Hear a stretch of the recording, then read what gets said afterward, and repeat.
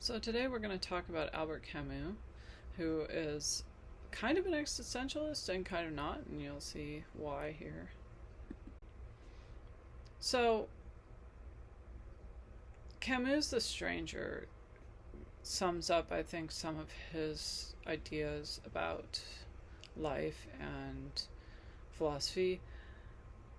In this novel, the main character, whose name I'm terrible at pronouncing because I'm not French, blunders through life. He seems to be unaffected by the most significant events that most people experience. His father abandoned him when he was a child, his mother died, his girlfriend asked him to marry him, and he's put on trial for murder. All this stuff is kind of like, doesn't seem to really affect him in the way that you would think. And this is kind of the opposite in a way of Nausea, which is Sartre's novel that we talked about.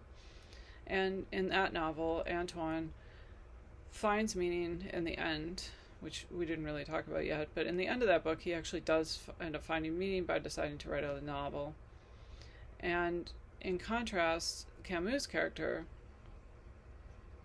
doesn't seem to be searching for meaning in his life. He doesn't really mind that his life doesn't have meaning. He seems to enjoy the simpleness of his life and not really worry about the fact that these big events that we mentioned don't really affect him. He's just sort of blundering through, and he's sort of oblivious in some ways. But finally what happens is that he's sort of like this simplistic kind of character who doesn't really worry about stuff, and society kind of clash. So what happens is that he ends up killing somebody for no really good reason, and is put on trial for murder. So at this point, he's forced to confront the consequences of his actions. His sort of thoughtlessness does have consequences in the world. And this is what he finds out. So Camus and Sartre are similar in that they don't think that life really has any meaning all on its own, but Camus doesn't have any hope that there's a way to create meaning in the world, unlike Sartre. Sartre thinks that we can create meaning in the world or for ourselves at least, and for the rest of humanity, by the way we choose our actions, and by having projects and doing things, and we can create our own essence and our own meaning. On the other hand, for Camus, life is just meaningless, and seeking out meaning is absurd. So there's no reason to seek out meaning because there isn't going to be any meaning.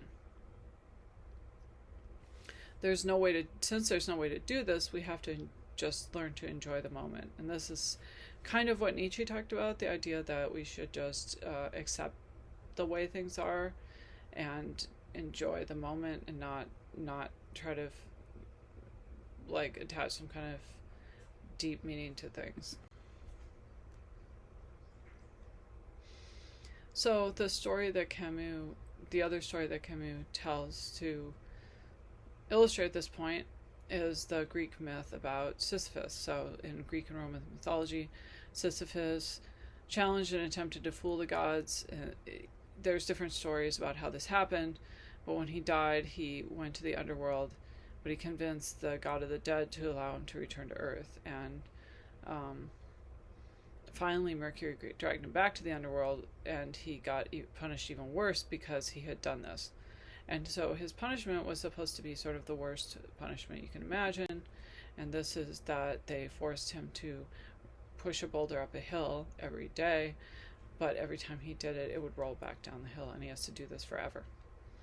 So Camus takes issue with the idea that this would be a horrible thing.